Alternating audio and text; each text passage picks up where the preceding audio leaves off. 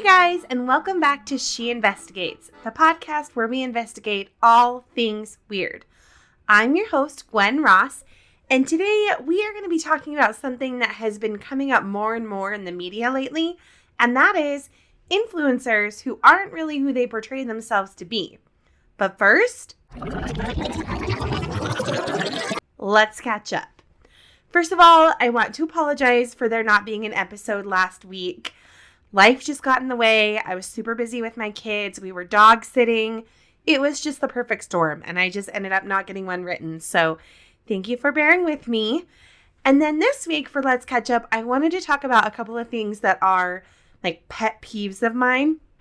The first being holiday stuff going up way too early. Example. So for Valentine's Day this year, after Valentine's Day, Easter stuff went up immediately.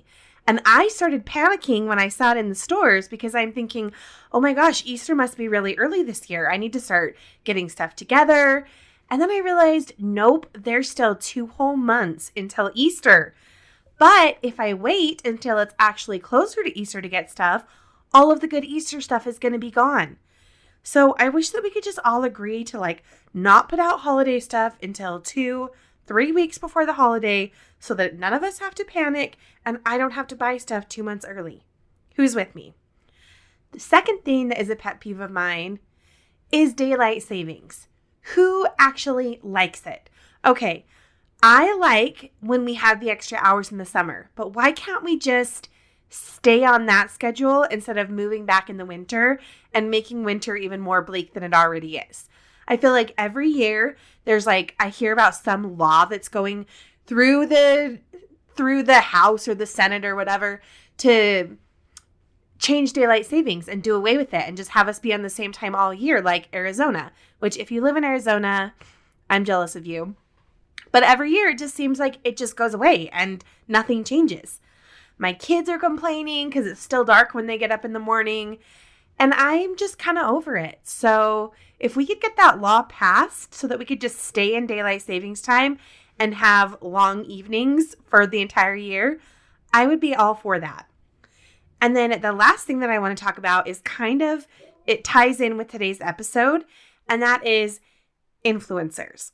So I follow on Reddit a thread that is called Utah Influencer Drama. And I came across this post a couple of weeks ago, and it just infuriated me. So I'm going to read it to you because misery loves company. It says, quote, "I work for a small service-based business here in Utah. We're a nonprofit, but we actually help people by trying to improve their lives through our services. Additionally, we regularly host fundraisers, free events for the public, do food drives, etc., all as extra things to help our community and get the word out about our business. We have never worked with influencers before or done affiliate work, but we do have an advertising budget. So for our 2025 goal meeting, our owner suggested we look into working with some influencers. He put me and another girl in charge because we are the, quote, younger team members and are on social media more. This isn't our background, but we made a list of influencers we both follow and started emailing them asking if they wanted to do any kind of trades or what their rates are. I'm baffled by the responses we got.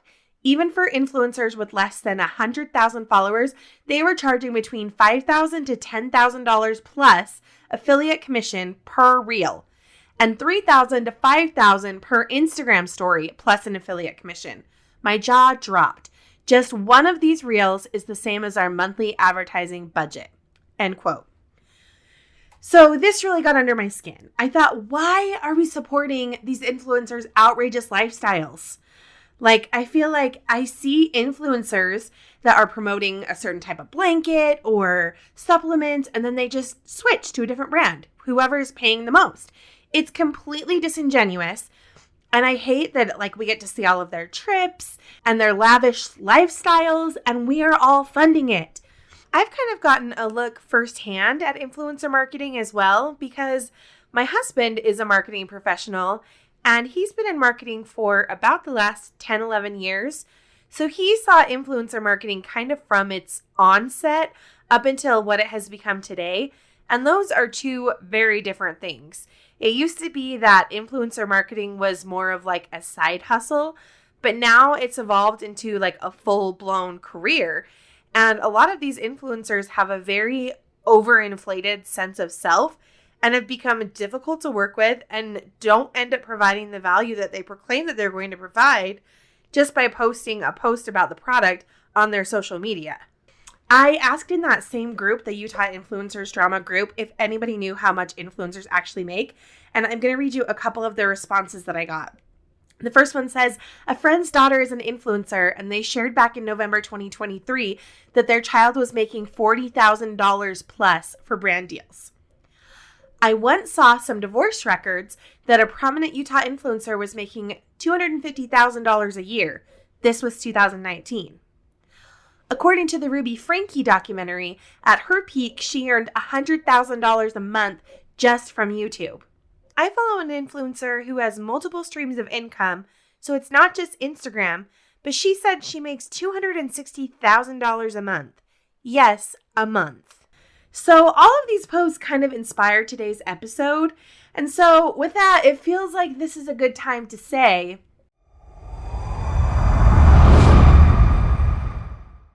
let's jump into today's case. We live in a world today where influencers really just seem to have it all. They have these glamorous lifestyles, devoted fans, and the power to shape opinions with just a single post. But what happens when the person behind the screen isn't who they claim to be? We are seeing more and more of this being exposed through documentaries. And today, we're going to be peeling back the curtain on some of the most infamous influencer scammers. People who built their fame on lies, deceived thousands, and ultimately got caught in their own web of deception. From fake charities to health frauds, these are the stories of influencers who weren't who they said they were. Social media, it can kind of be this double-edged sword. One day, you're adored by millions, and the next day, you're drowning in controversy. But what if, instead of facing the backlash, you just disappeared?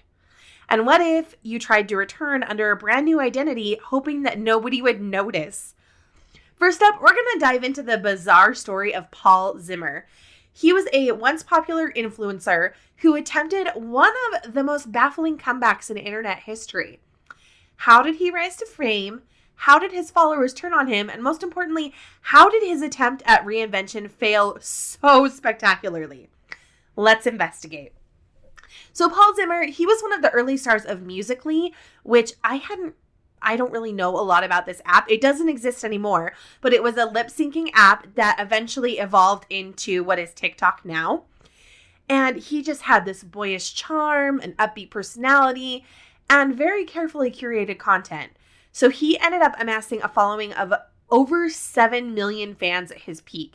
He was one of the biggest influencers of his time, pulling in thousands of likes and adoring comments with every post. Basically, his content was a mix of lip syncing, skits, and interacting with fans. But beyond being popular, he was also, like what I was just talking about, making a lot of money. His fans would send him these virtual gifts, which could be converted into real cash. And he leveraged his massive audience to secure sponsorships and brand deals. It's much like how it is today. So for a while, Paul Zimmer was just living this influencer dream. But as we've seen time and time again, internet fame can come crashing down in an instant. So Zimmer's downfall started when his fans began accusing him of scamming them. Like many of the influencers on Musical.ly, he would encourage his followers to send him these virtual gifts. And the gifts were in exchange for things like shout-outs, video reactions, and even personal messages. But reports started surfacing that Zimmer wasn't following through on his promises. He was collecting these virtual gifts, but he wasn't doing the shout-outs, the reactions, the messages. And fans were claiming that they had spent all of this money to get his attention, and he was just flat out ignoring them. So the backlash was swift and brutal, and hashtag #BanPaulZimmer started going viral. As the accusations started piling up, Zimmer just stopped posting, and his once thriving social media accounts went silent. And for a while, it seemed like he'd just vanished from the internet altogether. But then in 2019, something kind of strange happened. After being off of social media for 18 months, Zimmer came back. Sort of.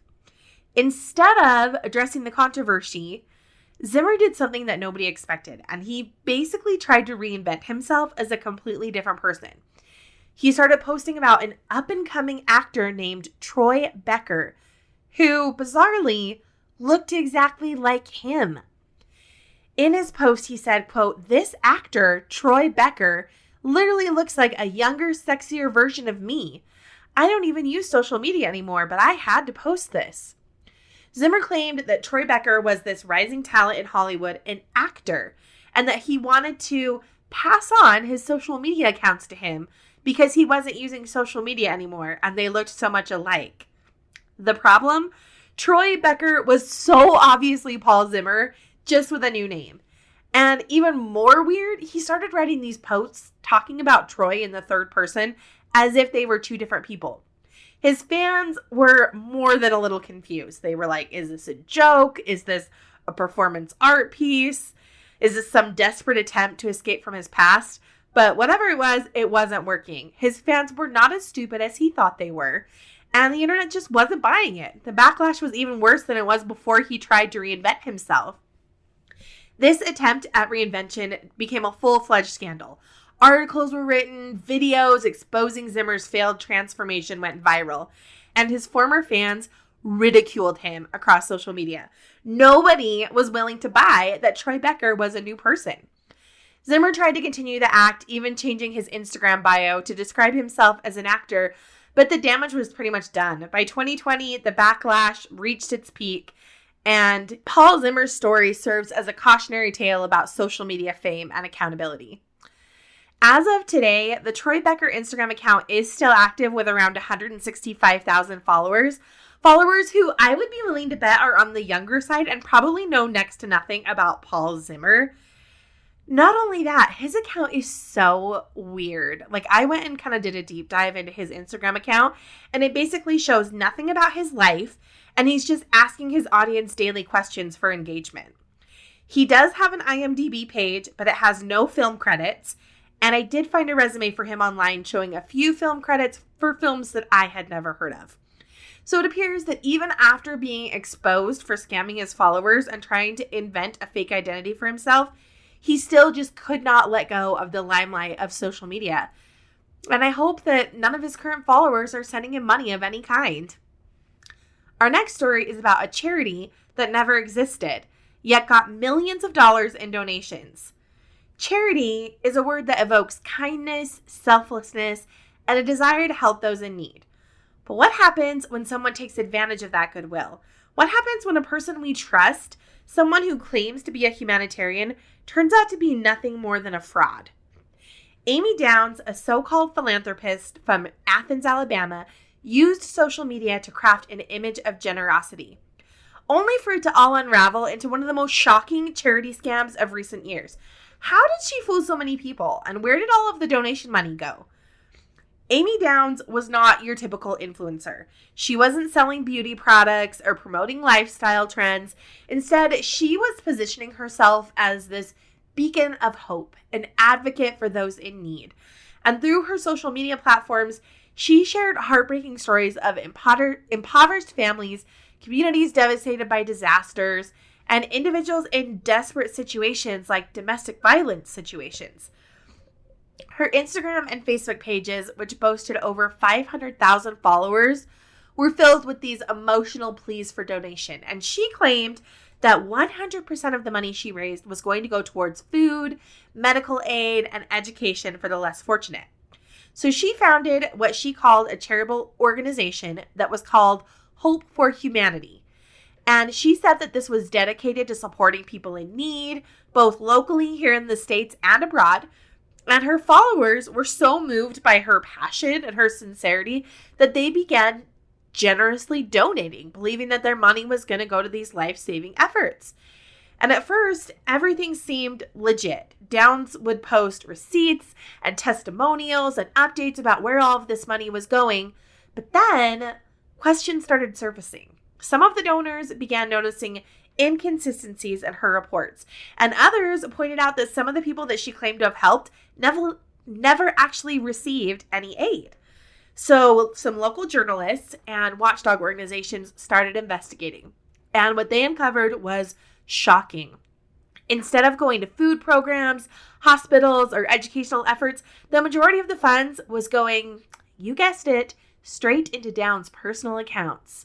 She lived this life of luxury. She had designer clothes, extravagant vacations, high-end restaurants, and a house that didn't match the profile of a selfless humanitarian. Investigators also found that her charity wasn't even registered as a nonprofit. It was just this complete facade, a smoke and mirrors operation designed to deceive people.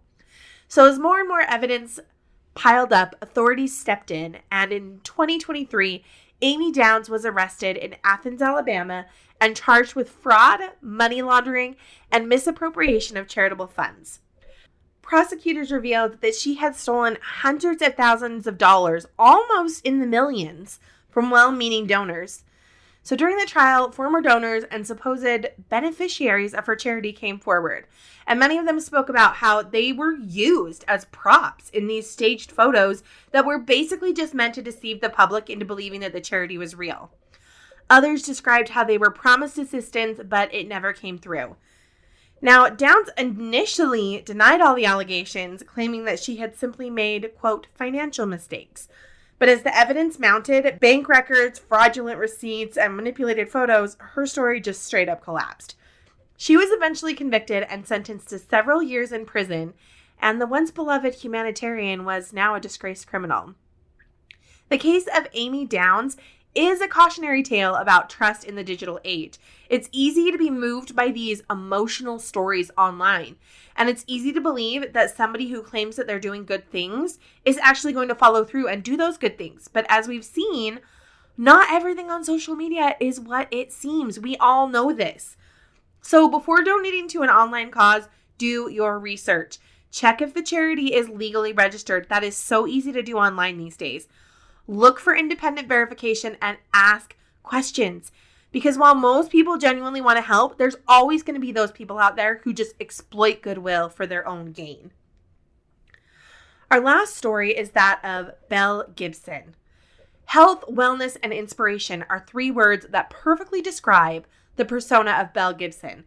She captivated hundreds of thousands of followers with her miraculous story of survival, her journey of beating terminal cancer through natural remedies, and her seemingly endless compassion for charitable causes. She was the face of a movement, a symbol of hope for those who believed in alternative medicine and holistic healing. But what if it was all a lie? We're going to unravel the shocking truth behind Belle Gibson, the wellness influencer who faked cancer, scammed her followers, and ultimately became one of the most infamous fraudsters in the digital age. Belle Gibson burst onto the social media scene in 2013. She presented herself as a wellness guru with an extraordinary story. She claimed that she had been diagnosed with terminal brain cancer in 2009 and was only given months to live. But against all odds, she claimed to have cured herself without chemotherapy or radiation. Instead, she credited her miraculous recovery to a strict regimen of clean eating, alternative medicine, and holistic healing. And her story was just captivating, and people, honestly, they wanted to believe in it. She built a dedicated Instagram following of over 300,000 people, and they were sharing recipes and wellness tips, supporting each other, motivational messages. I mean, Gibson, she just seemed so authentic, and she looked healthy and glowing and full of life. So her success skyrocketed, and she ended up launching an app which was called The Whole Pantry. And this was a wellness app that promoted healthy eating and alternative healing. And this app was a massive success. It gained not just traction here, but global recognition, and it was even being selected for promotion on Apple's new smartwatch in 2015. This app was going to be preloaded onto Apple smartwatches in 2015. She'd basically hit the big time. Soon after, a cookbook followed, which was published by Penguin. And so Belle Gibson wasn't just an influencer at this point. She was basically a brand. But behind the scenes, the truth was much darker. Adding to the complexity of her deception, Gibson also claimed to have undergone multiple heart surgeries as a teenager, further fueling her narrative of being this survivor of extreme medical hardship. She alleged that she'd suffered from various conditions that required invasive procedures, reinforcing her image as somebody who had defied all medical odds. And these claims, much like her cancer story, were later exposed as complete crap. Total fabrications. For years, Gibson had maintained an iron grip on her narrative. She shared these emotional posts about her struggles. She posted from the hospital. She urged her followers to embrace holistic health and reject conventional treatments. And her brand thrived on trust. People believed what she said, and they believed that she had survived basically the impossible. She claimed to have donated a large portion of her app's profits to charities, including organizations for cancer research and sick children. And so this generosity just further cemented her status as this selfless figure. But in early 2015, suspicion started to rise. Journalists started asking questions about the legitimacy of her donations, and charities that she claimed to support reported that they had never received any money from her. And as the scrutiny increased, Gibson offered a series of weak excuses. First, she blamed third-party payment processing issues. Then she claimed that she had been misled about where the money was going. But then came the bombshell. Belle Gibson had never had cancer.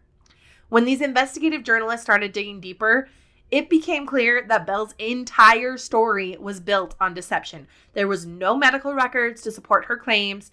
No doctor had ever diagnosed her with brain cancer. And in an explosive interview on 60 Minutes Australia, Gibson was asked point blank if she'd ever had cancer, and her response? No. The fallout was swift, and Penguin Books pulled her cookbooks from the shelves. Apple dropped her app, and her social media empire basically crumbled. The people who had once admired her just felt this sense of betrayal, especially those who had followed her advice, hoping to cure their own illness. I just feel like people that prey on people that are at their lowest and most vulnerable points in their lives are just the worst of the worst. But this wasn't just a case of social media deception. It was a matter of life and death. Belle Gibson's false claims had encouraged people to reject their conventional medical treatments in favor of unproven alternatives. Her influence had real-world consequences.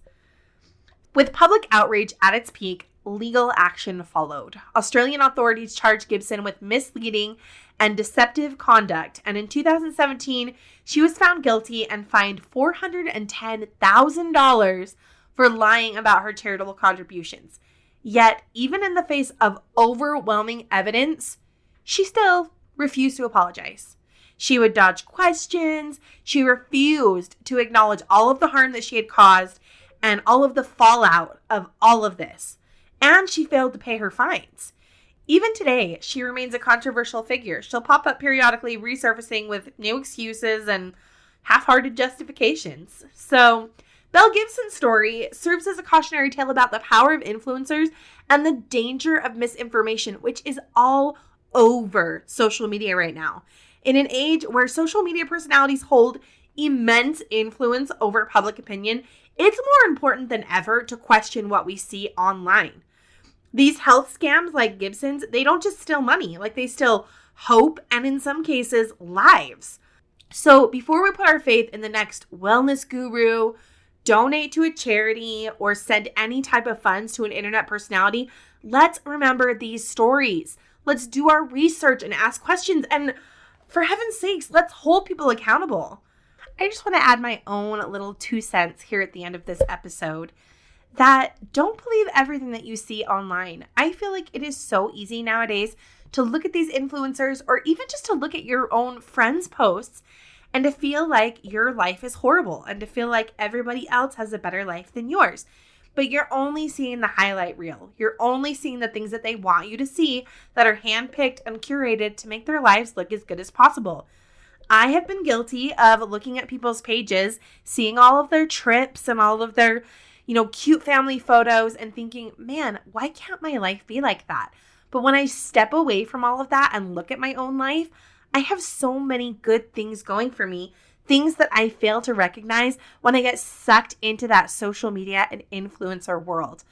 So I just want to encourage all of us to remember to live in the real world and to enjoy your life and to enjoy what you have and to not be so focused on what other people have that you fail to recognize all of the blessings and all of the wonderful things that you have in your own life. And I'll just leave it at that. Thank you so much for listening to today's episode. If you enjoyed today's episode, if you wouldn't mind subscribing or leaving us a 5-star review, I would really appreciate it. And I want to know any stories that you guys have of either your own personal experiences with scammers on the internet or influencers that you follow that you've seen shady things. So go to the Instagram post on this episode and let me know all about it. And we will be back next week with a new episode. Until then, I'll be snooping so you don't have to. This is She Investigates, signing off.